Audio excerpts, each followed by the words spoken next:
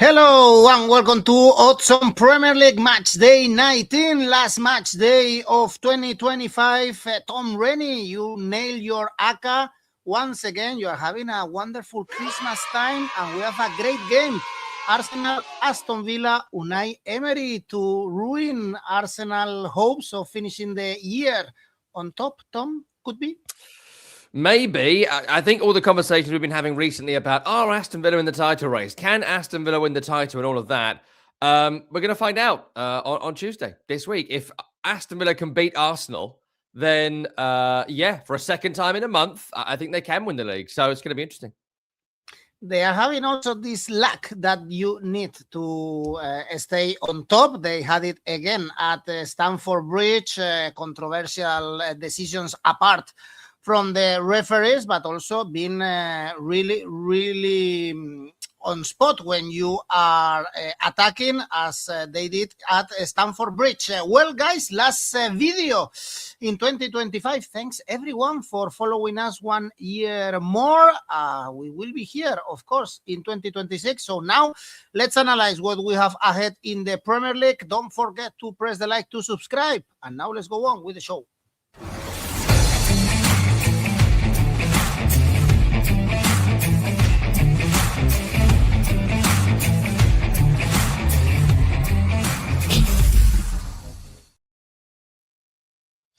Well, 6 games on Tuesday to finish the year. We start at Turf Moor, Burnley, Newcastle. Let's see if Newcastle are able to win away from home. The odds are very low for Newcastle to win, as you can see, but yet another defeat away from St. James's Park at Old Trafford. Perhaps they deserve much more. They ended up losing only 6 points away from home, and Burnley, Tom, back-to-back draws. Would you trust Newcastle with these low odds to win away? Could be it's horrible. 𝐸𝐴𝐵, this is horrible, this one, because I would bet against both of these teams in these scenarios in every other game, but of course they're playing each other, so I've got to pick something. Look, let's start with Burnley. I think that I've said it every single week. This is not a good enough squad. I think that Scott Parker has done what he can with what he has got. He hasn't been able to attract, or they've not been able to attract, top quality talent to Burnley. And look, this league is and has been for a long time, first and foremost about the quality of your squad, first and foremost about the quality of your players, and first and foremost about the wages that you pay. And Burnley hit nowhere near the top of any of those metrics.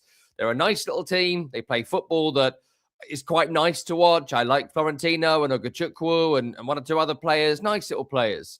But they can't win. They can't win games of football, and that's the important thing. That's where your top quality assets come in, and they just don't have any. And I admire them for the way they played against Bournemouth a couple of weeks ago to get a draw there. I admire them for the fight they showed against Everton and maybe could have won that game in the end. But you don't win games of football with a squad like this, and that continues to be a problem. It's why they are odds on to go down, and I think they will. In terms of Newcastle, the away form is so weird at this point, because I did blame it, as a lot of us did, on Champions League into Premier League, Champions League to Premier League, League Cup into Premier League, and the tight turnaround. But maybe it isn't just that at this point, because even when they've got a break between games, they continue to struggle on the road. And it's 1 win in their last 5 in all competitions. And that was a hard-fought, close victory at home against Fulham. Should have lost at home against Chelsea in the end. Did lose against a pretty poor, injury-ravaged Man United last time out, which is disappointing. And I think there's issues that Eddie Howe needs to solve. And we're getting to a point now where, are they in the mix to qualify for the Champions League? Are they going to get into the mix for European football? And it kind of needs to happen now. Like, we're at the halfway point, and the season so far has been disappointing in the league for Newcastle. So they've got to start turning things around and putting a run of results together, not just occasional results. That's going to rely on 𝐻𝐞𝐿𝐴, 7 goals in the Premier League this season, to double that and maybe more across the second part of the campaign. It's going to ask Eddie Howe to decide who the best players to play with 𝐻𝐞𝐿𝐴 are, to decide what his best midfield 3 is. He seems to have gone cold on Joe Linton, but Ramsey's not doing too much. And, you know, the back line, the fullbacks have been a continual issue this season. Lewis Miley's playing fullback now. But of course, he's not a fullback. So maybe that will require 2 or 3 additions in January to change fortunes, because I feel like he's been fixing issues all season And that has led to a lack of consistency in performance and results. But look, I am going to bet on Burnley to lose pretty much every single week for the rest of this season, as I have for the majority of this season. It's brought us in lots of bets. 1.68 for a Newcastle win is pretty weak, frankly. So I'm going to look at recent results for both of these two teams and look at Bournemouth and Burnley, 1-1 draw. Burnley and Fulham, 2-3. West Ham and Burnley, 2-3. When they met at St. James a few weeks ago, it was 2-1. I can see it being very similar to that game at St. James's Park, where Burnley pushed them close, but go on to lose in the end. It's kind of been the story of Burnley's entire season. They're clearly well coached. They clearly have ambitions, but they ain't going to make it. So go for the Newcastle win. Both teams to score 3.5. Absolutely screams another 2-1 to Newcastle. But with Newcastle's away in form, I wouldn't be too confident. Yeah, there is a risk of a draw. 𝐿𝐵𝐴𝐵 is going for the draw. For instance, David, Newcastle and under 3.5 goals. George, 𝐜𝐵𝐴𝐵𝐿 brace. This is very risky. Anytime goal scorer could be another option. And we have here one comment from Sugal going for a parlay to hit 100K. That's big money indeed. 13 out of 20. Right. Correct so far. So cash out, Sugal, cash out and just get the money as soon as possible. Next game, Chelsea, Bournemouth. You mentioned Newcastle being -6 with the European zone. Now Chelsea are fifth, 29 points dropping from the Champions League spots. They are in a bad form, lost to Aston Villa despite taking the lead, drew with Newcastle. They are having so many problems at Stamford Bridge. They are 13th in the home table in the Premier League. Luckily for them, they are hosting Bournemouth, really poor at the moment, winless in 9. Semenyo on his way out. Could they be in the mix of relegation, Bournemouth, Tom? Because it would require West Ham to win some games, and they're going to do it. So in another season, maybe. But this 3 this year is as bad as last year's 3, which we'll get to. So, look, I don't think they will do, but I think that the form is troubling. I mean, let's start with Chelsea. The home form is a massive problem, as you've identified. The performance against Villa wasn't that bad, really. But if you look at their 2 most recent games, Chelsea, they were incredible in the second half against Newcastle and the first half against Villa. But they were terrible in the second half against Villa, and they could have been out of sight beaten in the first half against Newcastle. So if you put these halves together, there is something really interesting happening at Chelsea. But I don't know whether it's game management. I don't know whether it's the youth of this squad that can't see through results. I don't know if they're better coming from behind because they can play with an abandon that they did in the second half against Newcastle. It's tough to identify. We do know they are massively inconsistent.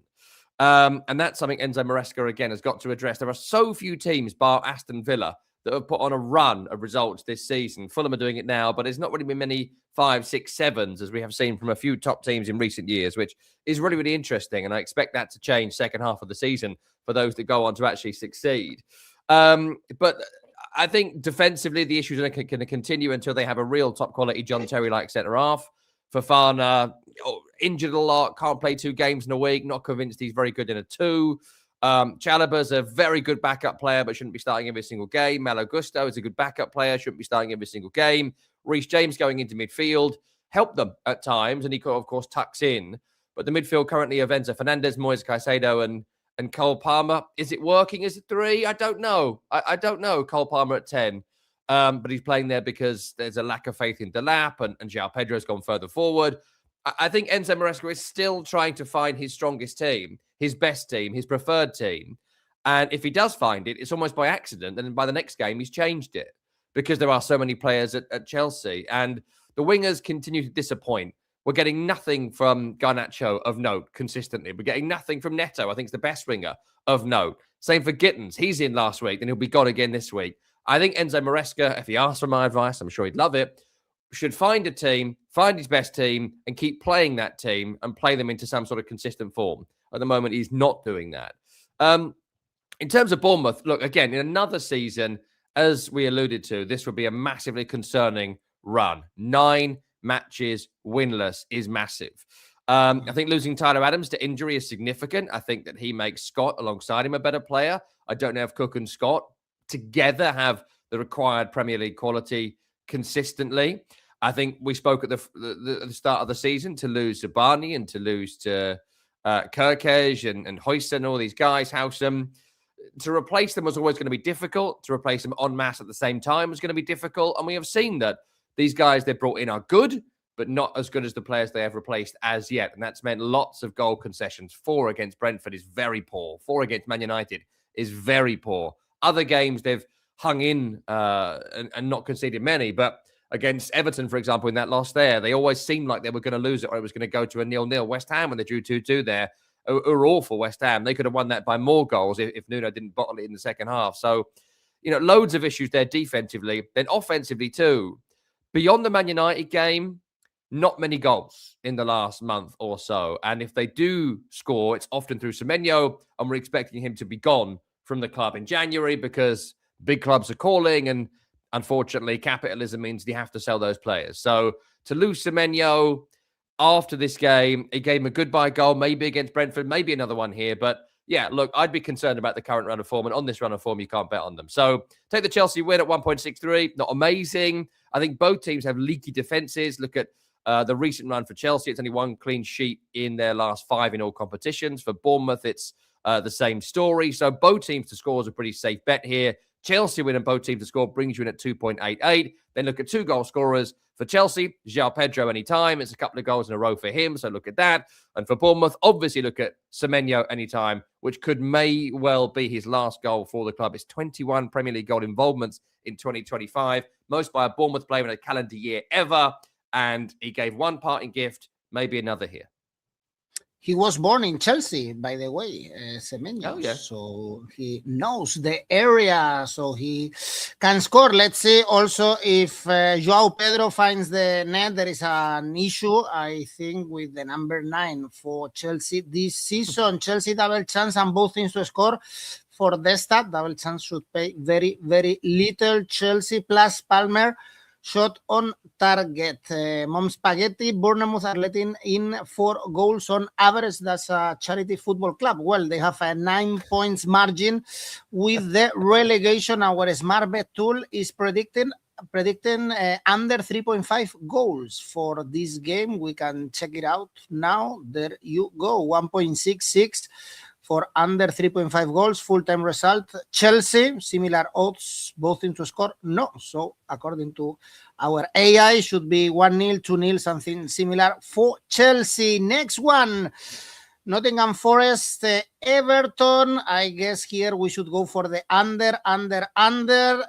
Forest lost to Man City, so 5 points away from the bottom 3. Everton drew, goalless draw against Burnley, lost to Arsenal and Chelsea. 3 games without a scoring, Tom. I guess this is not going to be a thriller. Not for Everton, I don't think. And I think Everton nil is one of the safest bets of this midweek round because they've lost Kiernan Dewsbury-Hall, who is their most creative and interesting player. And Jack Grealish is, quote unquote, ill after Christmas. So, not having him. Wine ill? Whiskey ill? You may very well think that. I couldn't possibly comment. I don't know. But he hasn't been available. We all have a tough time, don't we, in this little dead space between Christmas and New Year, if you celebrate. It could be anything, couldn't it? Could be anything. But look, I don't think he's going to play here. That leaves you Dwight McNeil, Tyler Dibling, Charlie Alcaraz. Look, they're all fine. But the other 2 players are the real quality ones. So lack of creativity, lack of drive from central midfield. And look, David Moyes, as ever, has done an incredible job getting this pretty average squad nowhere near any sort of relegation battle, which is, his speciality. So kudos to him, but it's all about Forest here. I thought they were brilliant against Man City at times. I think Amari Hutchinson is having his best run of form as a Premier League player, maybe only run of form as a Premier League player. And his opening goal for Forest in the Premier League against City was a good one. 𝐿𝐭𝐴𝐳𝐳 led the line brilliantly well. He enjoyed the physical battle against Ruben Dias and the rest of the City backline. 𝗛𝗏𝗏𝗀, so he's going to enjoy it here with 𝗀𝐿𝐭𝐿𝐿 and 𝐾𝐿. He's got pace in behind as well. Look, I expect a Forest win, frankly. I think Forest will ease away from relegation issues. It's a really, really good time to play Everton. Forest tend to struggle in the latter stages of games, and they conceded more goals in the final 15 than any other side in the Premier League this season. But that would require Everton to be able to push for a late goal, which I don't think they will. So Take the Forest win at 2.1, amazing, or 2.223 now. And then if you want to make some money here, I'd look at a group bet of 1-0, 2-0, or 3-0 at 3.5. Forest will win this game without conceding because there's no goals in this Everton team. It's a nice little spread here. Screams 1-0 Forest, frankly. If you throw in the other scores, could be a late goal in it potentially. You make some money. And I was really impressed by 𝐬𝐭𝐴𝐧𝐧𝐞𝐜 against City. Didn't score in that game, but I think in this game he is going to love that physical battle. Take him to score anytime at 2.88. Forest win to 0. 𝐬𝐭𝐴𝐧𝐧𝐞𝐜 on the score sheet for me. Great footballer, indeed. Great signing this season for the Premier League. Nottingham Forest to win. Greetings from Uganda. Hello to Uganda, to Kampala. Underrated game, this one. Yes, David, I don't think we are very excited with this game. Draw is very possible, or Forest win, and under 3.5 goals. Indeed, and under. And then, Tom, West Ham, Brighton. I was reading already some news talking about Nuno Espírito Santo to be sacked if West Ham are not winning here. 3 consecutive defeats, no winning 7. 3 points only in those 7 games. So, Tom, I guess, was very painful, the defeat against Fulham. Another match ball against Brighton, also in really poor form. It's 2 points in the last 5 games for Brighton. Yes, I mean, look, West Ham just had their worst ever year at home in their history already, and they've still got one more game to play with 11 defeats in 2025 at the Bowl of Disappointment. They look awful, absolutely awful. I think that Nuno has brought nothing I expected, really, from watching Nuno for Wolves and Forest over the years. Has he brought defensive solidity? No, they've not kept a single clean sheet while he's been there. Have they added sort of pace on the counter, a bit of good counter-pressing team? He's got Somerville and Bowen. There's pace in the attack, but hasn't brought that. He's brought nothing, really, frankly, Nuno, to this team, and he doesn't really seem like he wants to be there. And I'm just wondering whether he should have taken the job so soon after Forest if he wasn't up for it and couldn't bring his staff. And that's where the rumours come from about his future, because he's done nothing and delivered nothing and looks massively unhappy. And look at Forest. They hired the wrong guy in 𝗵𝗵, fixed it, and they've climbed the table. Would Sean Dyche have got more from this West Ham squad? Yeah, he would have done. I think the manager has failed during his time there, but also he's come into a real mess of a squad built by Graham Potter, who was asleep at the wheel in the summer. David Sullivan, the owner, is bad at transfers, got nothing right for 2.5 years. Lopetegui before him was awful. So it's a poorly constructed squad, but the manager has come in and said, no, I don't like 𝗵𝗵, get rid. Don't like Ward-Prowse, get rid. Don't like Alvarez, get rid. That's fine. It's fine for Potter and Nuno to have done that, but they haven't signed replacements. Defensively looking very weak. 𝐿𝐴𝐴𝐷𝐼 and 𝗵𝗵 are very poor. Ollie Skiles, bless him, from the academy, had a pretty decent game, I thought, against Fulham, bar one mistake, which leads to the goal, because Fulham had Premier League quality to capitalise and West Ham didn't. And going forward, Paqueta does nothing. Somerville does even less. And 𝗀𝗏𝗿𝗏 can't do it on his own. So they can't keep a clean sheet. They don't score many goals. And the midfield, though it's got better, moves around a bit now. Magassa, Potts and Fernandes. They're carrying a passenger in Paqueta in every game. And for some reason, the other reason Nuno's under pressure is he's got Callum Wilson, who, look, is Callum Wilson finished at the very top level? Yeah, probably. He's the only striker at the club. And at home against Fulham, he did not play the striker. And everyone's a bit like, why? Did you have something to lose here? They don't create chances without a striker on the field. And he's not playing a striker. He's playing Paqueta, who, again, does nothing at all in any game of football ever. And he's playing him for what reason? I don't know. He has no numbers. He don't score goals. He don't assist. He gives the ball away so much. It's insane. He's like an amateur, and he's Brazil's number 8. So, look, I don't know. I think West Ham look totally lost, completely lost. The club and the team have disintegrated in the last 2 years. And I think, as I said to you last week, and I'll say to you this week, I think relegation is all but assured for them this year, and it'll be a mess of the owners making. In terms of Brighton, they are struggling. Absolutely, they're struggling at the moment, but they give everyone a game. I think that they've stopped scoring goals. Jorginho Ruta's got 1 goal this season. That was against West Ham, that goal that shouldn't have counted a few weeks ago. That was a bit of a sliding door moment for West Ham. Could have won that game and didn't. Danny Welbeck hasn't scored for a while. 7 goals this season is impressive, but they can only get bursts out of him. I think Mitoma and Minte this season have struggled on the wings to create and to score. That's been a problem. And they're just a little bit one-paced and one-dimensional, Brighton, and they need a spark from somewhere. In January, if they were to bring in someone who could bring some energy and some delight to this team, I think they've got a good, solid base, but that's all it is, a good, solid base. How's it going to go? I'm not going to bet on West Ham to win. They're absolutely woeful. So take Brighton to win at 2.25. They also have historically a very good record against West Ham. Can see it being very similar to the Fulham game, where West Ham huff and puff, create very little, and Brighton go down the other end and score. So I expect Brighton to win to 0. That comes in at 4.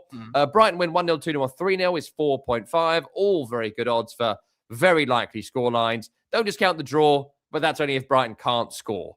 I think West Ham are absolutely hideous. And if it wasn't for Wolves, I think they're the worst team in the country. So go for the Brighton win. Well, 𝐿𝐿𝐴 says the same. West Ham is a disgrace. Brighton to win. Some others have faith on West Ham. West Ham double chance and both teams to score. Binance is telling us this. Also both teams to score.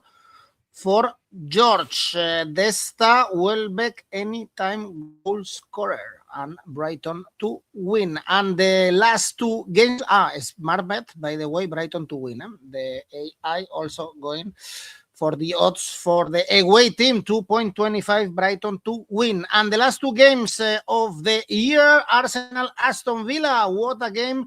This one first against the third, only 3 points away. These 2 teams, Aston Villa absolutely on fire now. Is 11 consecutive wins in all competitions. Everyone is scoring.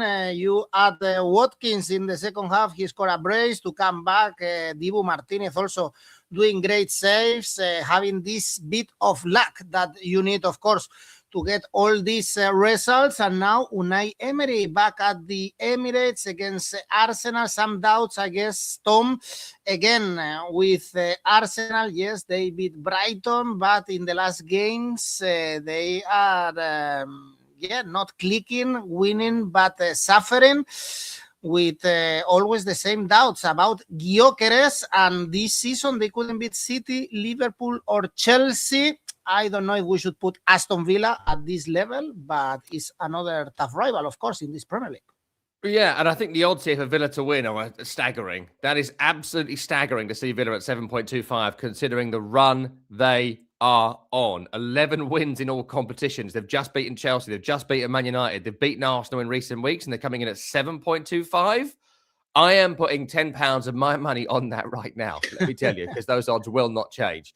Look, let's start with Arsenal, right? I think that they are appalling to watch, right? They're a dreadful team in terms of entertainment value, but their raison d'etre is win. Win, win, win, win. Win ugly, fight, scrap, claw, be hideous, but make sure we come home with 3 points. And that risk-averse style has got them a result against Brighton. It cost them against Palace. It got the win against Everton. It was the reason they were able to beat Wolves, because at 1-0 up, they closed the game down. At 1-1, that mantra kicks in. We've got to win. We've got to win. We've got to win. And that gets them over the line. I personally think the way the season is going, that will catch up with them in the end. And injuries catching up with them at the moment as well. Declan Rice playing auxiliary fullback against Brighton with a late injury in that game to 𝗀𝗀𝗀, I think it was. So backline's got issues in terms of the fullbacks now, with the centre-halves back fit again in Gabriel and Saliba. It's now a question of who plays at fullback. And those are the issues that Arteta will need to solve in terms of personnel. But in terms of players that are fit, Gyökeres is doing nowhere near enough. He's looking like he's carrying a bit of weight. He's looking a bit slow. He's looking like he's not confident. And I think we're at the stage now where in the big games like this, Kai Havertz coming back soon, 𝗀𝗵𝗄 fit again, Merino available. If it were me, I'd be surprised if Gyökeres got a start in this game. I wouldn't be starting in this game. I'd be playing Mikel Merino up front and trying to bring in Saka and Eze and Martinelli. If Eze, I think Eze got a rest last time out. He comes back in, I think, and you get those players buzzing around Merino who can actually put the effort in, win some headers, because it's going to be an attritional game here. And I think Gyökeres is an issue. I think he's a real problem for them. Plus, losing Declan Rice to central midfield against Brighton, I think that was a problem. I expect him to go back into midfield with a rejig in this one. But if Arsenal were to win it, it's going to be like all their wins. It's going to be a real hard-fought, ugly victory. Or it'll be similar to the Villa game previously, and it was a very level going into the last few minutes, and then someone gets a winner. In terms of Aston Villa, another game against Chelsea where at points they looked totally outclassed and totally out their depth. And if Chelsea decided to, or were able to take their chance in the first half, they'd have been out of sight. But if you're not out of sight against Aston Villa, then you're in serious trouble. More points from losing positions than any any team in the league. They keep on going behind and going on to win games. Recently against West Ham, of course, against Chelsea at the weekend. On and on this season, they have done it. When they go behind, they are not beaten. And that's because they can maybe bring Ollie Watkins on at half-time in place of Marlon, which, he's been leading the line a lot on his own this season, Watkins. So that gives them a fresh striker to bring on. The brilliance of Morgan Rogers has been discussed at length, but Tielemans, Kamara, and Onana, such a brilliant trio. And I had some doubts about Tielemans coming in when he was injured earlier in the season because Onana and Kamara had been so good together. But that three being fit has been great. And 𝐿𝐴 and Lindelof, I always think that Pau Torres is the best centre-half at Villa, but Lindelof's done the business. And so he keeps the shirt and been playing fantastically well. Even with Pau Torres fit, I think he's carrying a calf problem at the moment, so won't play in this one. But look, tremendous team, Aston Villa. Tremendous run they have been on. Do I think they'll win the league? No, not today. I don't. But if they beat Arsenal here, I might change my mind when you ask me again later in the week. And the odds here are irresistible. So 7.25 is worth a punt of anybody's money on Villa to win on the run they've been on. So I'll absolutely take that. Though I would say, realistically, I think Arsenal are the favourites. And I think Arsenal will win it. And Arsenal will win it in very, very narrow terms. Exactly one goal Arsenal win is 3.5, which I think is really, really good. And there's no way this game is a goal fest. So first decent value, Arsenal under 3.5 goals is 2.2. I'd also look at Arsenal under 2.5, which brings you over double your money. But a tight Arsenal win is likely, but it's well worth a punt on Villa if you're feeling brave. Well, sorry, if Arsenal win the league with these corners and own goals, they could be the worst champions ever. Indeed, they are not shining. They are beat them the 6th of December. And if we check the head-to-head in the last 13 games, 6 wins for Arsenal and 6 for Aston Villa. So Aston Villa know how to beat Arsenal. Indeed, I had to check several makers to see if these odds were correct, but indeed, they are correct. If you are back in Aston Villa, you are getting odds around 7, no matter the bookie. And if we check our smart bet, is going for total goals over 2.5 goals. It pays the same, the over or the under. I would go for the under, to be honest, but the smart bet is going for over. We have a lot of comments going for double chance for Aston Villa. Could be your New Year's gift. Indeed, coach also going for this Villa double chance. Great game, this Arsenal-Aston Villa. And the last game we have on Tuesday is Man United Wolves. If Arsenal is tough to watch, what to say about Man United? Very lucky to get the 3 points. Newcastle, especially, they played a really, really good the Newcastle. Remember, no Bruno Fernandes. Amorim looks like he doesn't have any clue, but the team is very close to the European Tom. Of course, they are playing Wolves, so they should win, and they can't finish the year in European spots, indeed, which I guess is the goal for this season. Yeah, look, I think that is the goal, just to finish in the top 6, top 7, depending on what qualifies for what. And I would back them to do that at the moment. But I did love the game against Newcastle because after a year of saying even the Pope wouldn't get him to change his formation, Amorim changed his formation and they looked a lot better. No way. It was just so evident this needed to happen a long, long time ago. And I thought Aiden Heaven was fantastic. Martinez played really, really well. They had fullbacks in fullback positions, defensive midfielders in defensive midfielder positions, 3 creative players, including 𝗀𝗲𝗄, who was great behind a striker in 𝗀𝐿𝐴𝐵𝐻. It all just made sense for the first time in ever under Ruben Amorim. And look, it wasn't amazing. It wasn't the most incredible win you've ever seen in your life, but it was a very professional win against Newcastle, which is what you need to do if you're going to qualify in the top 7 of the Premier League for Europe the following campaign. So I think Amorim will have taken that lesson on board, and I think it'll be a very similar team, all being well for him, for the team that plays here. I don't know if there's any further updates on any of the injured players coming back in. I think it's a pretty much as you were set up for this one. And you mentioned no Bruno Fernandes, but you know, it's allowed them to play a much more understandable system, which I think has helped the players, and I expect it to help them here. But there's no real need for us to overanalyze this because they're playing a Wolverhampton Wanderers team that are on course to be the worst team in the history of association football in England going back 150 years. 2 points is shocking. Shocking. It genuinely is a jaw-dropping amount of points. I will say that I was impressed by their endeavour against Liverpool. That wasn't a team that had given up. I was impressed at Arsenal a couple of weeks ago as well, but they just left themselves with far too much to do.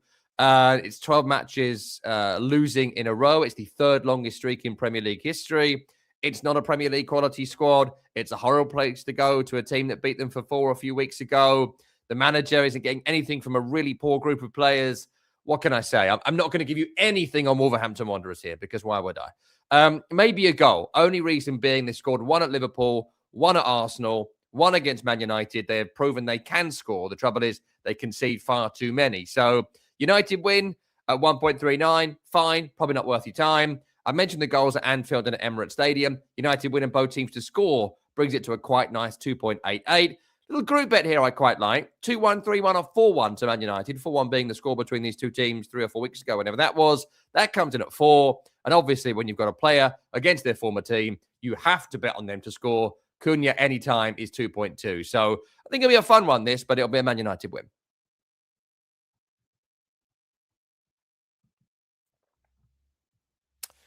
And that takes us to the end of Tuesday, I guess. Let's get on to Thursday, shall we? Where there are 4 games on Thursday. And we can start with Crystal Palace up against Fulham. Palace are wobbling.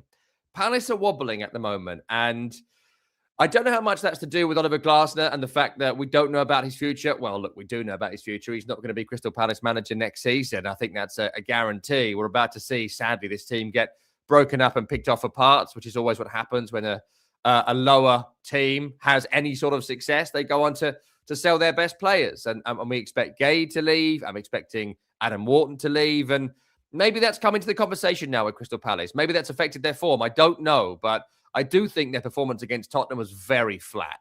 Ugly, horrible game that should have favoured Crystal Palace in a way, but didn't. I think they struggled at Arsenal. They were very poor in the game against Leeds, though, of course, they were done dirty by that horrible scheduling. The games on the Thursday, then the Saturday, then the Tuesday. What chance did they get from UEFA, the EFL, and the Premier League of success in those matches? I do think they'll turn it around kind of second half of the season and finish a respectable somewhere between 9th and 14th. But how that will feel from what happened last season, I don't know. I think it's a real shame. It's going to sort of peter out for Glasner at Palace.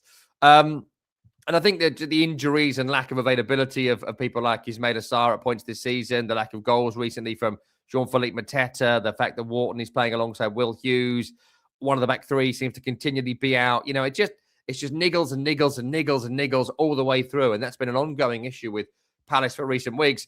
And you know what? I had some doubts about Fulham going into the game against Burnley a few weeks ago. I thought that was a really, really important game. And the way they won it was so confidence building. Harry Wilson's form has been fantastic.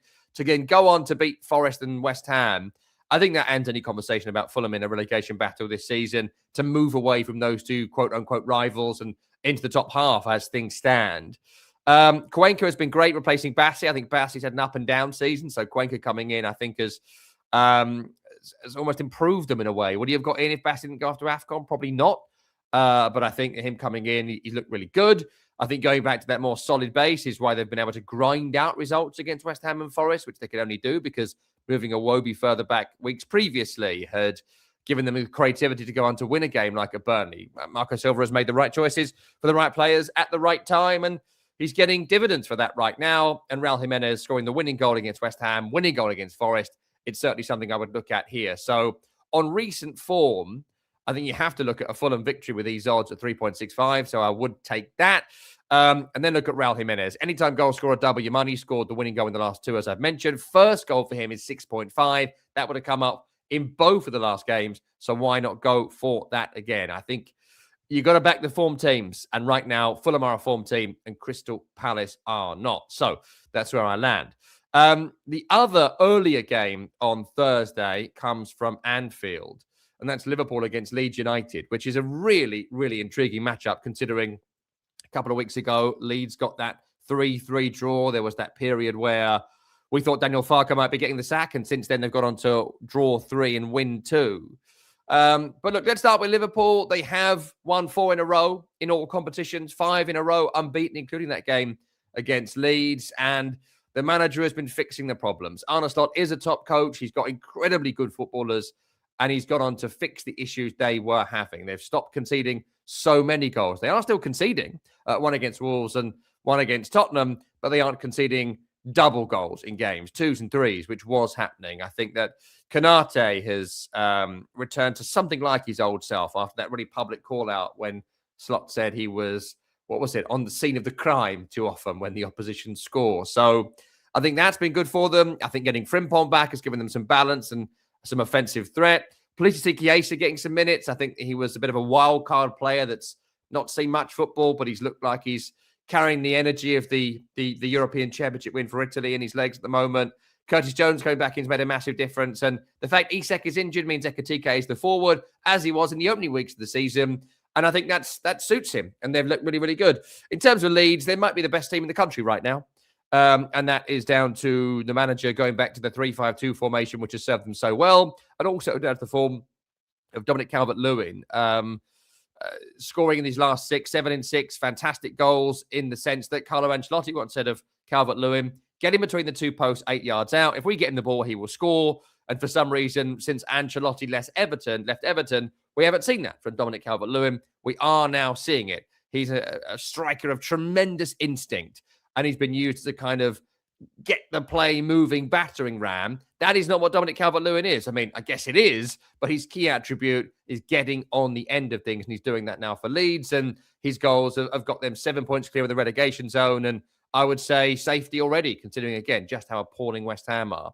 Other players are really performing well, too. I want to pick out Brendan Aronson, who's been great, and so they're going to give Liverpool a real game here, and I can see it being very similar to recent Liverpool games against Tottenham, against Wolves, where it's going to be really, really hard fought.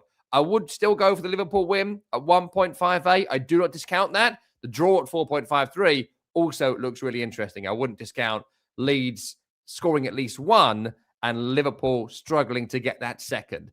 Liverpool win both teams to score comes in at 3. That's your first double. Your money bet, 2-1 Liverpool, same as the results against Tottenham and Wolves, making it 3 in a row. That comes in at 8.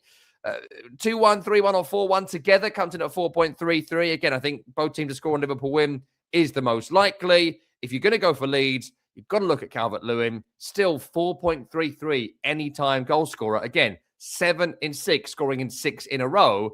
It's wild that the odds would be like that. And of course, a former Everton player, wouldn't he just love to score at Anfield? So certainly take a look at that. 2 further games on Sunday. Let's start with Brentford, shall we? Up against Tottenham. And Brentford's home form is spectacular. Absolutely spectacular. And we saw it again a couple of days ago. It's 6 wins, only 1 defeat. But also, as impressively, it's 20 goals scored at home this season. They are the 3rd highest scorers at home, behind City and Arsenal. More goals at home than Liverpool have scored this season. Sharda with a hat-trick. Thiago scored plenty. Lewis Potter has looked good in recent times. They've even been able to give a little rest to Jordan Henderson and rotate with, 𝗀𝗏𝗏 coming in and Jensen coming in and 1 or 2 fresh legs coming into the team. They're just cruising. They're cruising because they're winning home games, Brentford, and that's been incredibly impressive. In terms of Tottenham, I was really impressed by their victory at Crystal Palace. I think it was a real Thomas Frank victory, of course, here going back to his former club where he'd been in charge for such a long time. It's at home they have struggled this season, Spurs, as we've discussed previously on the show ad nauseum. But away from home, they've been very good. Really impressive. 5 victories, 2 defeats, 16 scored. That's a really, really good away record. And to win at Selhurst a couple of days ago, I know there are issues at Crystal Palace, but I don't think that's something to be sniffed at. So I think it's a really, really intriguing one, this, between one of the best teams at home against one of the best teams away. Impressed with Archie Gray. I think Danso coming in for Romero gives them a more normal person in the back line, as opposed to a bit of a wild card. I don't want a wild card in my back line. I want a professional. And I think Danso being there has made other people feel more comfortable, with all due respect to Romero. And I think that Richarlison starting and playing up front has given them a focal point that times has been lacking for Brentford this season. I think for Spurs this season, I think that Thomas Frank will certainly want to upgrade his striking options sooner rather than later. So tricky one, this. And I think both teams, understandably, in the odds are very even. I'll take the Brentford win at 2.4 because they've been beating all comers this campaign, but I do think it will be close. I do think it will be tight. Brentford by exactly 1 goal is what I'd be looking at here. I think it will be a reasonably tight game. My other one here, which I quite liked, was the handicap. I just don't know why, but I was looking at the Bournemouth game the other. I'd written these odds before the Bournemouth game, and then suddenly you're watching Brentford rack up goals. So I think it'll be really tight, except for if it isn't. That's so stupid. But I can also see Brentford going on to win this by a convincing amount. So look at the handicap market here. Again, I think it'll be quite tight. But if they start racking up the goals and Spurs head drop, I can see this. So a minus 1.5 handicap also comes in at a really nice 4.52. I don't know. For me, it's going to be 2-1 Brentford. Would I be surprised to see them put 4 past Spurs as they did against Bournemouth? No, I wouldn't, because I think they're very good at home. Hello, Tom. Have a break. Drink some water. Indeed, I'm back, so you can drink some water. Brentford to win. Coach is telling us the Thomas Frank Cup draw is also possible. 𝐬𝐭𝐴𝐺, anytime goal scorer, where we have Brentford 4th in the home table against Sports, 1st in the away table with 17 points, indeed, with Thomas Frank in the spotlight. And the last game, a very good game, Sunderland Man City. We saw this game only a few weeks ago, and Man City won easily, although, well, easily 3-0, but the game was not brilliant for the citizens. They are in a great run now, 8 consecutive wins in all competitions, but no one has defeated yet Sunderland at the Stadium of Light, 5th in the home table. Tom, good game, this one, to finish the match day 19. Yeah, really, really good game this. And I think that doubts about Sunderland without their AFCON players, I think they still linger. And I think you could see in elements of the Leeds game a couple of days ago, they're short of changes, they're short of rotation. And I think that Simon Adingra played well and Rigg played well, but they would not be in the strongest Sunderland team with the players that are missing. 𝗀𝗲𝗿𝗀, Traore, Diarra, Ronaldo, I think they'd all be playing. And this leads you to a bit more of the Sunderland team we were expecting. Granit Xhaka was still fantastic in the game, but it's just a very different Sunderland now. And I think that is something that helped Leeds a couple of days ago. And I think it'll help Manchester City here. But at home, they've been fantastic. There's a great feeling around the club. Nowhere near relegation. I think this little run may well cost them a European push. But I think a top 10 finish would be more than impressive for Sunderland this season. And as things stand, I'd kind of back them to get it. Xhaka has been fantastic. Any time they score, he tends to be involved. So certainly look at the Granit Xhaka assist market here if you're looking for something to pick out for Sunderland.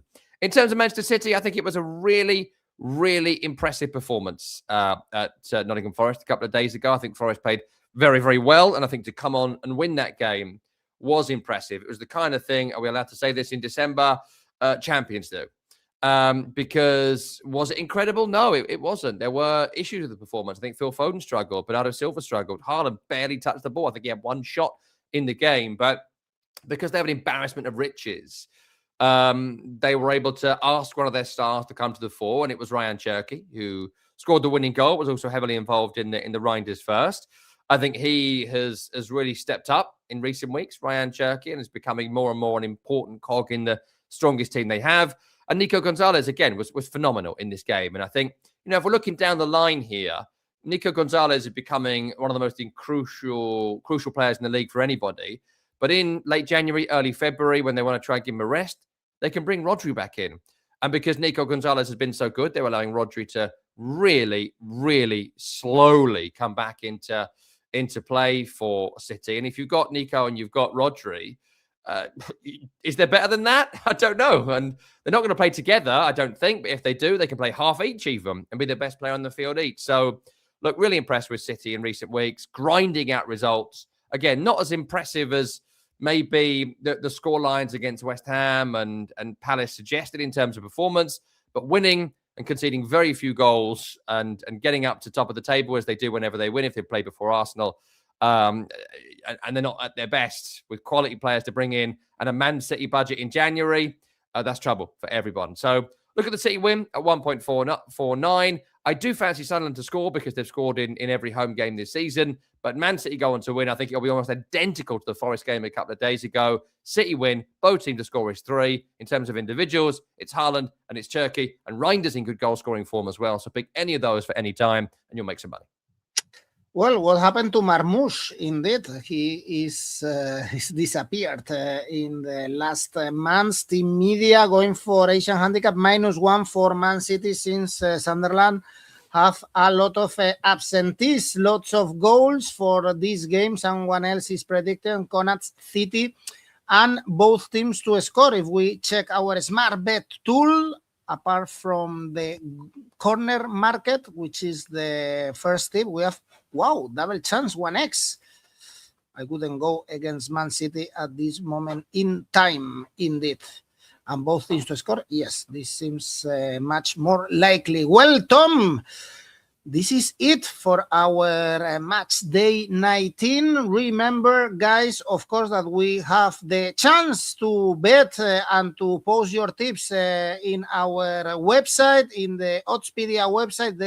There you go. This is the Premier League tipster competition. We have another one, monthly tipster competition. The Brazilian guy is gonna win it in December, it looks like. And we have the yearly one about to finish, of course, but next week you have the chance to participate. This Ukrainian guy, look, 1,000 euros is the first prize going to Ukraine. Not bad. Indeed, 1,000 euros. And of course, Rivals, where you can create your own tipster competitions. Tom, again, your 𝐿𝐴CCA was correct last week or last match day. Let's go with your safe bet. Safe bet here is Manchester United to beat bottom of the table Wolverhampton Wanderers. Comes in at 1.39. 𝐿𝐴CCA. 3-tier 𝐿𝐴CCA again this week. Man United to win against Wolverhampton Wanderers. Brentford, one of the best home teams in the country, to beat Tottenham. And Newcastle to win at struggling Burnley. Comes in at a very generous 4.8. You are very generous indeed, Tom, during our 2025. So many videos this year, hopefully as many as next one with the World Cup, of course. Tom, see you next week. Thanks everyone for watching. Bye. Happy New Year.